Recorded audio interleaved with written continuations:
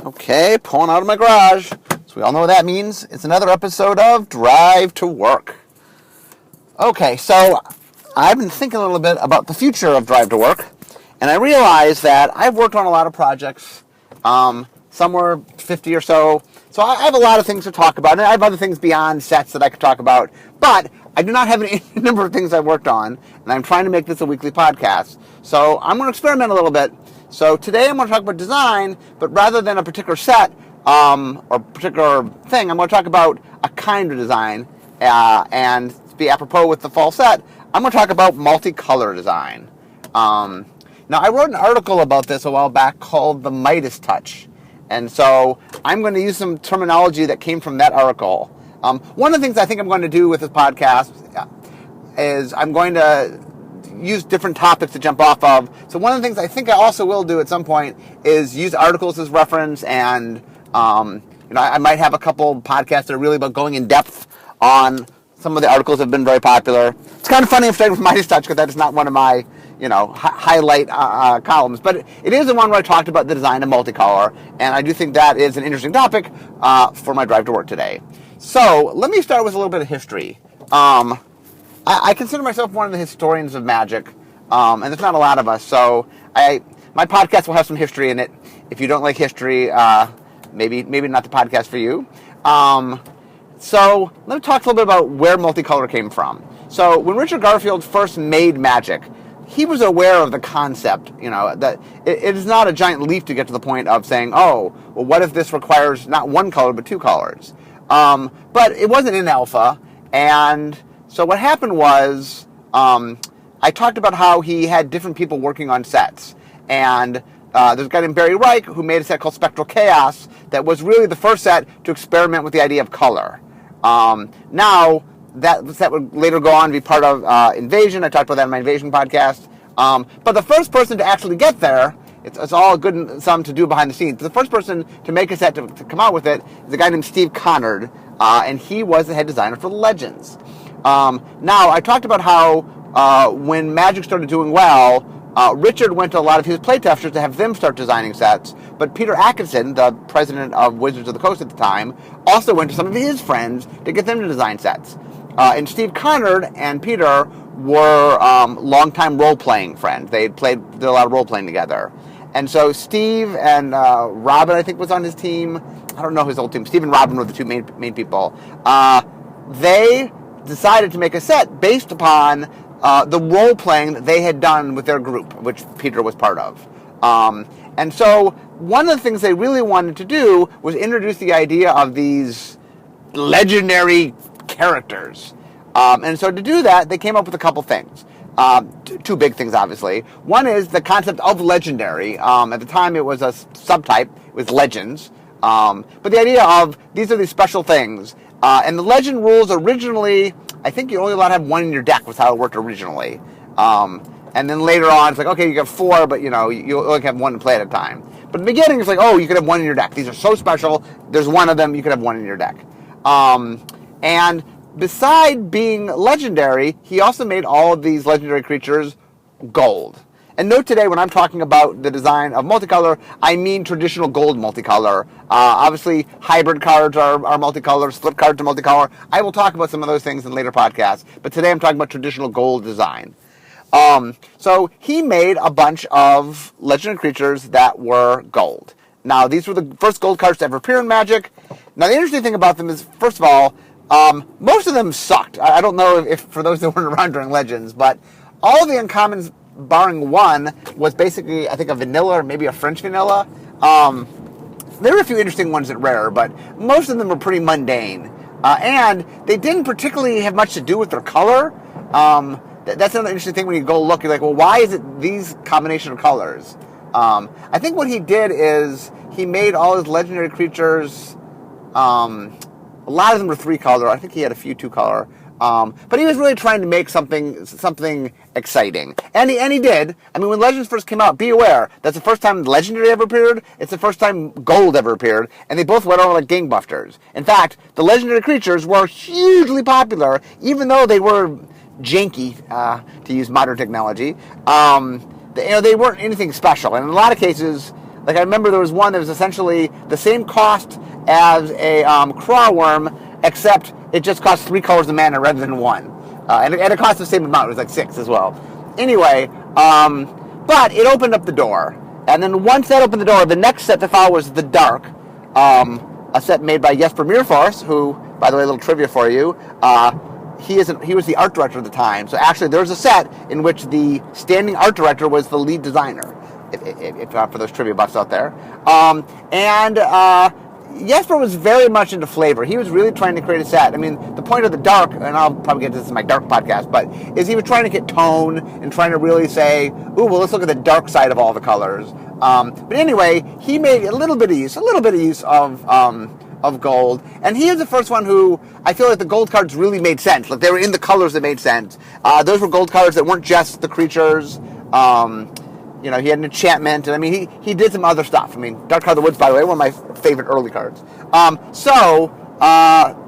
Then the next time I think gold showed up was in Ice Age. And Ice Age really went to the bank with it. Really, like, there was a lot. I mean, Dark had a little tiny bit of it. Ice Age had a lot of gold cards. And for a while, Ice Age, Mirage, it was kind of like, well, every set had, a handful of gold cards in it. And then eventually we figured out we wanted to sort of save it up for Invasion, and it became something that we used from time to time, but not quite as often as we did in the early days. So anyway, mostly what I want to talk about today is how do you design a multicolor card. So there are a couple of different ways we do it. First off, let me explain the major goal, like philosophically, what is a multicolor card trying to do, or a gold card? Well, what it is trying to do is it is trying to be, I'll just pick 2 colors, red and green. It is trying to be a red card and a green card. I'm just using red and green as example, by the way. It's just easier to pick 2 colors. So for people who love all the other colors, I don't mean to offend you. I just felt a little ghoulish today. Okay, so a gold card is supposed to say, hey, a red card has a philosophy of red, that it embodies what red embodies. Well, a green card embodies the philosophy of green. It embodies what green represents. So when you get a red and green card, it's supposed to both represent red and represent green. Now that gets tricky from a design standpoint, because the fact that you have to represent both colors adds a lot to making a card work. So how do you do that? Well, in my article, I said there were 5 basic ways that we can do that. So let me walk through those 5 basic ways. So, and I'm using the terminology from the article. A lot of these are slang R&D uses. So the first is what we in R&D call a Chinese menu card.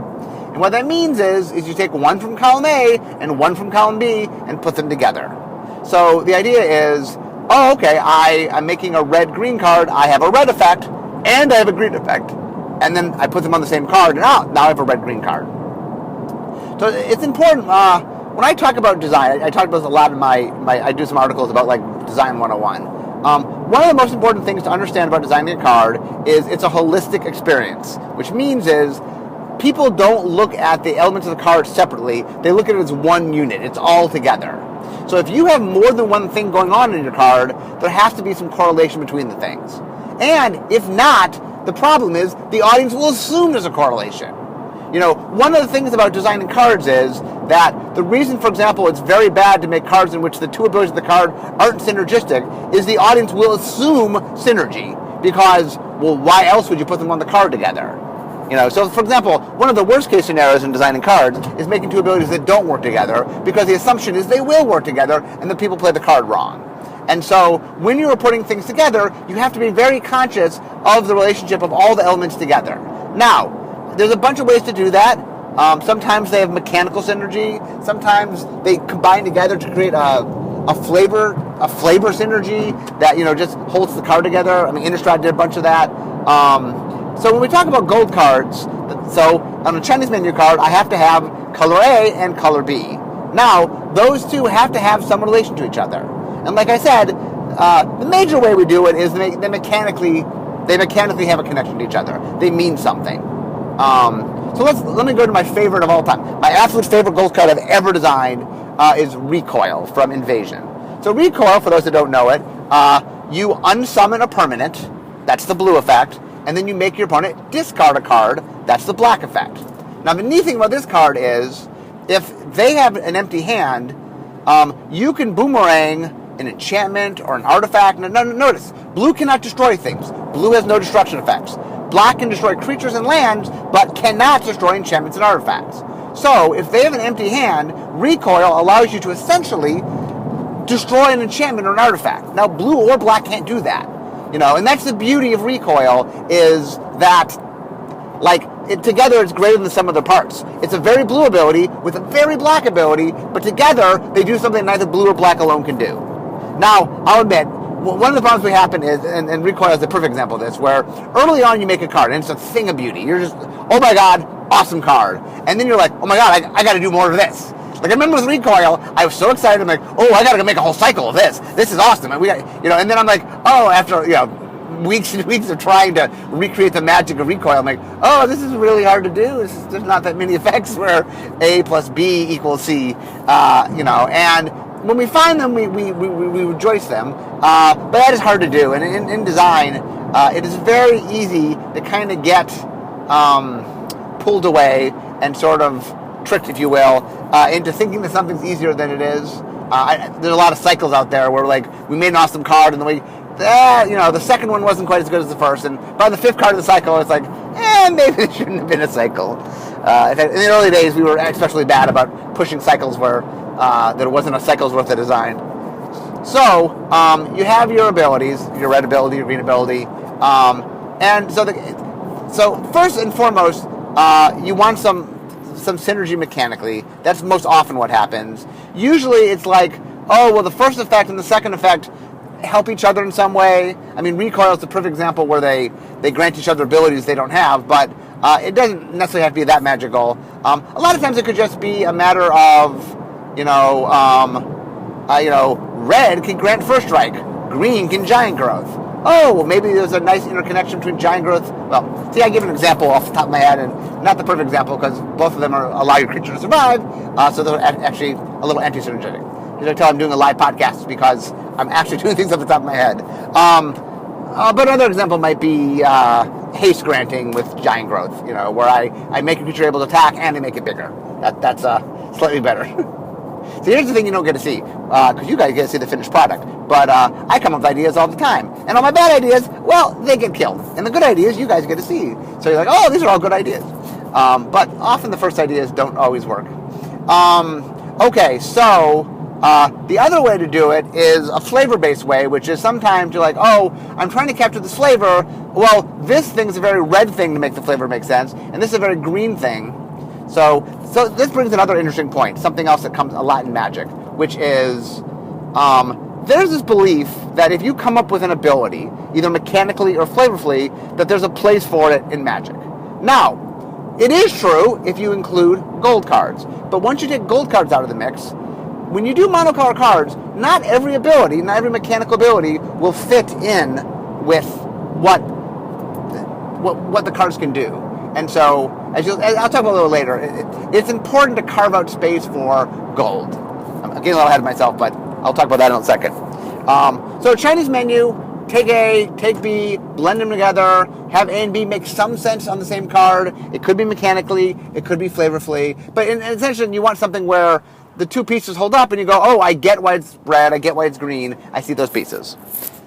Okay, the next ability is what I call the Venn diagram ability. And this ability says, okay, well, if I take the abilities of the two colors, red and green for my examples, where do they overlap? And you're like, oh, well, both of them do power boosting, both do trample, both do artifact destruction. There's certain areas where red and green do stuff that's similar.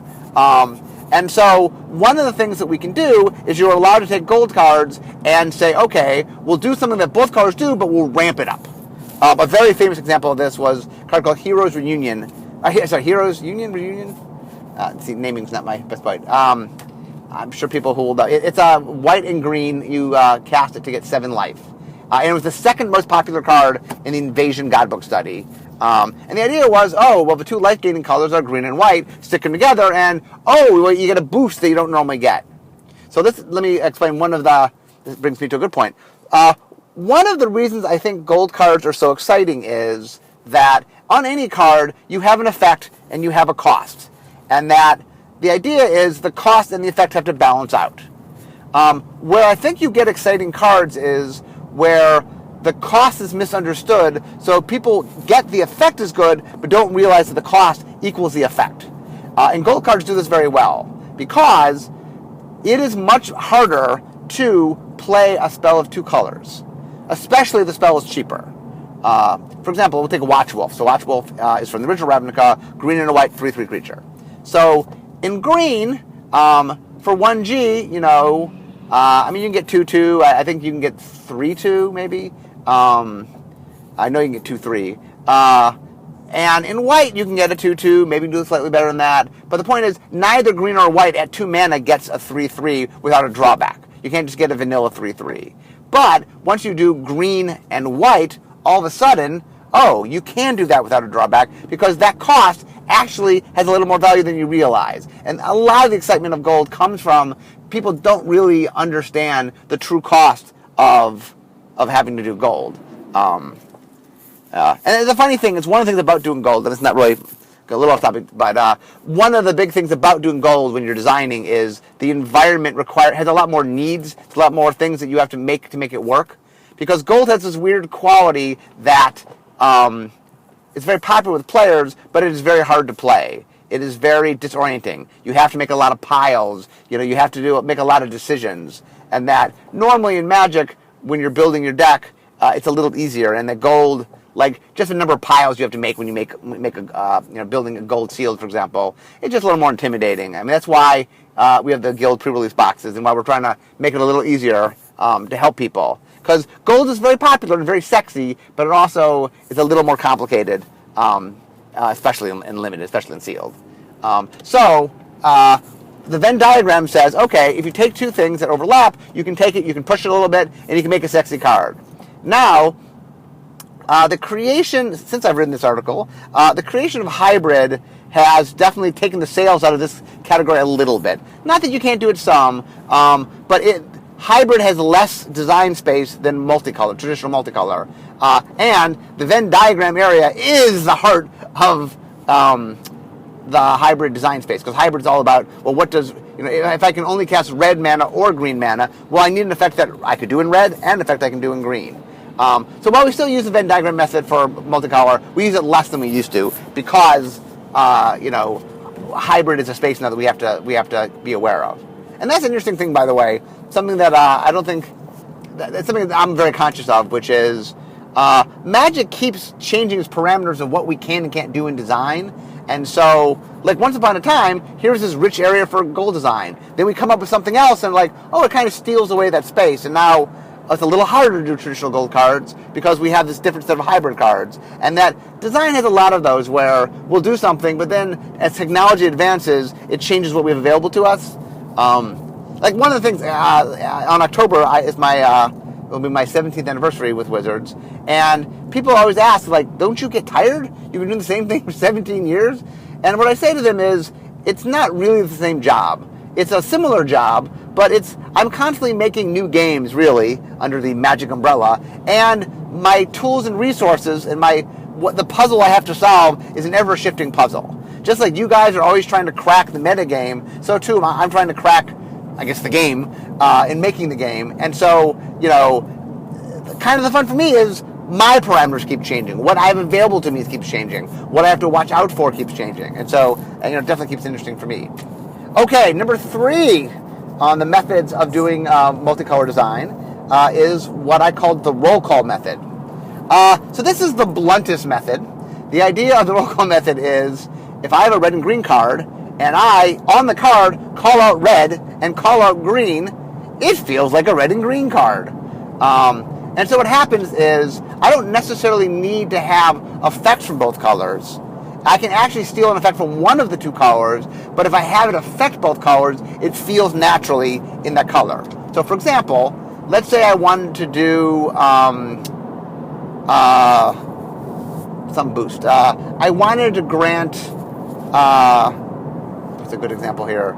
I wanted to grant double strike to red and green creatures. Now, double strike is not a green ability. Green doesn't get double strike. Red gets double strike.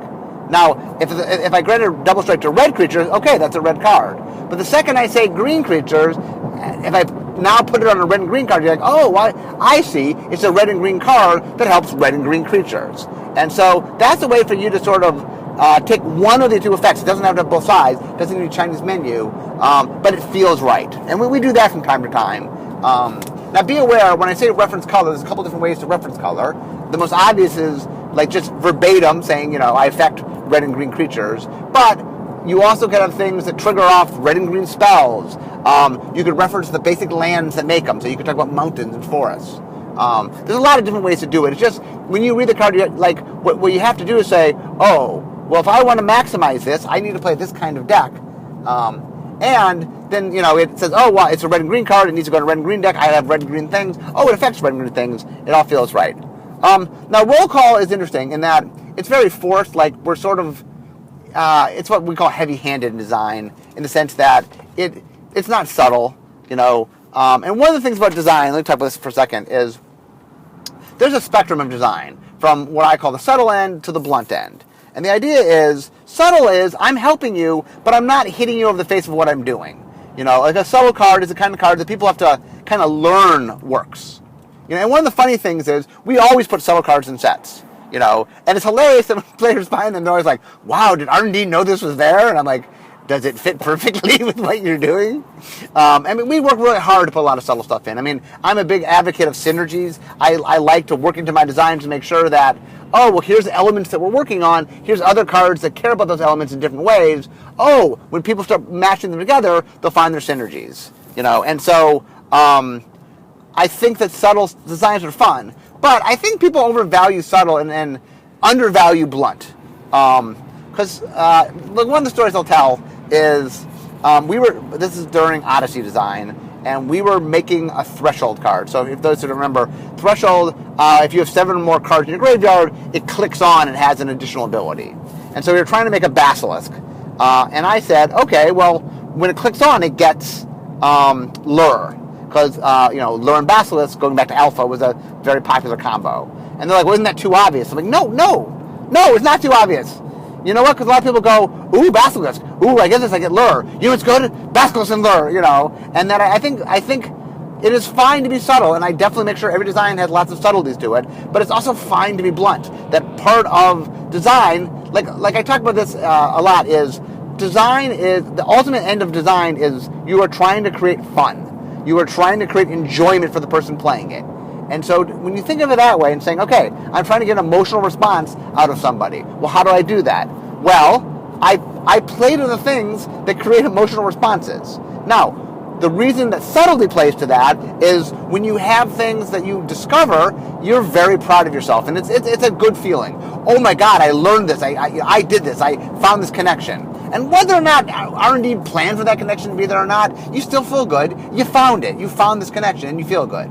But blunt is also nice because it's fine to just see something and instantly recognize it as something good. There's nothing wrong with that. In fact, humans like that. It's something that our brains are wired to do, which is, you can see something and go, oh, I instantly know I like that thing. I want that thing. We make a lot of what we call Timmy rares, and that's fine. Oh, look, a giant creature that will just wreck the board when you get into play. I want that giant creature, and that's fine. That is perfect. Like I said, a lot of design is understanding the spectrum that you're working with, and that it is fine to be subtle, it is fine to be blunt. In fact, I think when you're trying to do the best work as a designer, you use the whole spectrum. You try to both, because different players will respond to different things. That, by the way, that's a meta, ongoing message for this podcast. Magic's not one game, really. It doesn't have one player type. It has many different player types. And that part of being a good designer is designing a lot of different experiences. Like today I'm talking about gold cards. Well, different people like different kinds of gold cards. Some people love Chinese menu cards. Some people think they're hacky and don't like them, And like roll call cards, some people are like, oh my God, could you be a little, more blunt? And I'm like, well, these are blunt cards. These aren't the subtle ones. Okay, so let's get to the subtle ones. Well, a little more subtle. The next one is what we call shared hobby. And this method is about helping to define things based on color. So, for example, I'm not a combination of colors. So, Ravnica is an easy example, which is if we define something as being Selesnya, I mean, we have a mechanic, for example, convoke in the original Ravnica and populate in Return to Ravnica. Once you define that as being a Selesnyan thing, well, you can just put it on a card. A card just could have it. Like, no one questions a white-green card that has populate on it. Why? Because that's a Selesnyan thing. And that one of the things, for example, take Innistrad. Well, we define vampires as being black and red. Well, if we make a really vampire-ish card and it's black and red, that helps make it just feel, oh, it's a vampire thing. Well, vampires are black and red. Okay, it makes sense it's black and red. So that's another big trick you can use is if you get definition to the colors, then you can design stuff that fits because it fits the larger context of the flavor you're wrapping the things in. Like, one of the things you'll notice is colors tend to lead toward what we call factioning, which is, Shards and Lara did it, Ravnica did it. Once we say to you, here's a reason to play something, and then give you some sort of flavor justification, then you start seeing those colors as a combined entity. Now, obviously, in Ravnica, it's a guild, and in Shards of Lara, they're shards, but in Innistrad, hey, they're monsters, right? Blue and black meant zombies. Red and black meant vampires. And that part of what we try to do from year to year is give context so that, we are trying to make the players have an appreciation. And so every year we have to redefine that. Because one of the things is we're making the same game every year. Magic is the game it is. But every year we want a new experience. We want you to sort of come at it fresh. And so what we do is we take a certain number of tools that we have and we redress them so that you can see it as something different. Because in Innistrad, red, black was vampires. In Return to Ravnica, it's Rakdos, the Rakdos Guild. And there's some overlap, both of them feel black-red, but they're not the same thing. What you expect to do with vampires versus what you expect to do with Rakdos are different animals, and that part of making an experience that's different each year is playing into that. That's a huge part of doing design, is kind of reskinning, not just flavor-wise, but also even mechanically reskinning, the different groups that you have each year. And we change around what the groups are. The groups is not always color-based, but it is color-based a lot. It's the number one definer of Magic. But anyway, that is Shared Hobby. Now we get to the fifth and final method of making gold cards, is what I call the shiny and new method. So one of the tricks is, how do I make a card that feels certain colors? Well, do something I've never done before, and then just define it as that. For example, let's talk about destroy target permanent. Now, I will argue that particular effect was done in Desert Twister, but it never really fit. Green's not supposed to destroy creatures, at least not that simply and that directly. And when we made Vindicate Invasion, it's like, oh, wow, that is a nice, clean, destroy target permanent is an awesome thing. The game should have it, but it doesn't easily fit in one color. I was talking about this earlier, that one of the great traps is you come up with something as a designer or developer or whatever, and you're like, oh, this is awesome. Oh, this is awesome. This is resonant. This is awesome. We should do this. But the trick is, not everything fits neatly into Magic's color pie.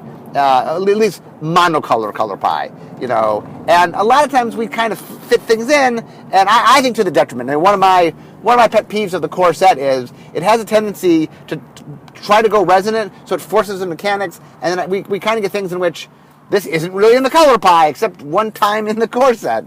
And that's something that I'm the most color pie purist of the R&D folks, I look at something like Choking Vines, and I'm like, oh, it's not really what green does. I get it, they're vines, vines are green. But that's where I really believe that multicolor, I feel that whenever I see something, one of my jobs as one of the color pie gurus is I will go through that to make notes like, okay, guys, this isn't blue, or this isn't red, or this could be white, but here's one or two things you can do to help make it feel more white. And often what I do is I text them and go, this isn't this color. And they'll come back to me and they'll go, well, what color is it? And I go, oh, well, it's not a monocolor. It's white-green, or it's red-green. Or, I say, oh, it can be done, but it's not a monocolor card. And I'm excited to do that because we're going to be doing gold cards till the end of time. People like gold cards, they're exciting, but gold cards do not have the depth that monocolor cards have. Today I'm walking through okay, there's 5 methods to make them. It's not, it is a limited space. And as a designer, one of my main jobs as head designer is recognizing what are our limited spaces and making sure we preserve those. For example, I talked about how Planeswalker design space is very limited. So I'm very much trying to make sure that we slowly use the Planeswalker design space and not eat it up faster than we're supposed to. Gold cards are similar in that whenever I find an effect that needs to be in a multicolor card, I'm like, hallelujah, wait, save this. This is a multicolor card. Wait till we do it in don't force it in monocolor. Wait till we have the freedom to do multicolor. Because multicolor needs it, and it is neat to have things that, look, you want to do this effect, you need to go to multicolor. And so this last category really is that. Now, sometimes it has to do with doing something where you're kind of combining things in a way that we can't normally do. Other times, it's literally a brand new effect. Like, one of my favorite type of gold cards is to come up with something never done, that this game has never done before, and then put it in gold, and people go, oh, that thing, well, that's a red-black thing, or a red-green thing, or whatever. I love doing that, and I love giving definitions to things. And, the more we can give definitions to, like, multicolors, color combinations, I think the stronger the game is, and the better the design will be a long time. So, as you can see, those are the 5 basic methods of designing multicolor cards. Some of them are wider than others. And the other thing is, certain ones of them require a deft touch. I mean, a lot of the key of making a multicolor design work is trying to come together in such a way that the card feels like one entity, one thing. This is why Chinese menu cards are very tricky, is you don't want to feel like some weird combination, And Magic has done this. Whenever I talk about rules, we've broken every rule I'm talking about. But that doesn't necessarily mean we should. I'm not a giant fan of, random red effect and random green effect. It's a bolt and a rampant growth. And I'm like, well, but why is it a bolt and a rampant growth? What? Now, one of the tricks, by the way, I'll let you in on a little secret is, if you want to take two things that don't connect and make them feel like they connect, then what you need to do is find a way to correlate them. So, for example, let's say what I really want to do is a direct damage spell and a rampant growth. Well, on the surface, they have nothing to do with each other, right? One goes and gets land, one does damage to it. But all you have to do is take one and make it the context of the other. For example, go get a basic land and put it in play tapped. Okay, take rampant growth. Then, card name deals X damage to target creature, where X is the number of that basic land you have in play. Now, all of a sudden, see what I did? Is I made the land itself relevant to the second effect. Because, well, by getting this land, I at least made one damage possible. And obviously, if I'm using the spell correctly, maybe I'm upping the amount of damage to do more. But then, the card I get with rampant growth is relevant to the direct damage. All of a sudden, the card makes sense together. So a lot of the gold cards, a lot of doing this, I mean, it makes it sound like I'm just running through these categories. There's a lot of careful craftsmanship. It is not something that is, it's just like, oh, just put A and B together. A really well-made Chinese menu card, for example, A and B are there, but they're woven in such a way that A and B seem correlative to each other. And sometimes they're directly correlative, as my example. Like I said, gold cards, they're tricky. They are a very tricky animal. And as a designer, I like them. I mean, I always say restrictions breed creativity. I enjoy having limitations. One of the reasons that I think gold cards are fun is I've done a lot of gold design. I've made probably, 1,000, but hundreds of gold cards, maybe 1,000 gold cards. I've been the lead on a number of gold sets, and I was on a lot of other gold sets, so I've made a lot of gold cards. But I still enjoy making gold. I still think they're fun. They're a challenge. There's a real artistry to making a wonderful gold card. It is hard to do. And it's easy to do it kind of, a ham-fisted version. It's not hard to make a kind of clunky gold card. That is not that hard to do. And some of those need to get made. But what I love making a gold card where it just hangs together. It feels like one spell, one effect, even though you are, able to sort of capture multiple colors in the essence of it. But when you do that, when it all comes together, when you make a gold card, you're like, man, this thing just sort of holds together. That is, it's a thing of beauty. And one of my favorite things to do. So anyway, I am now at work, so that means it is time for me to wrap this up.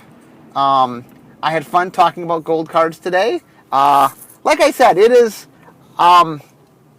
something that's difficult to do, but I as a designer, I don't shy away from difficulties. I actually, in some ways, I'm glad that Magic has things that are difficult. Like, I mean, I would not have done, I wouldn't be here for 17 years if it was kind of rote, and I love having the challenges. So I'm glad the cards like gold cards exist. And anyway, I want to thank you guys all for joining me today. And I guess it's time to go make the Magic cards.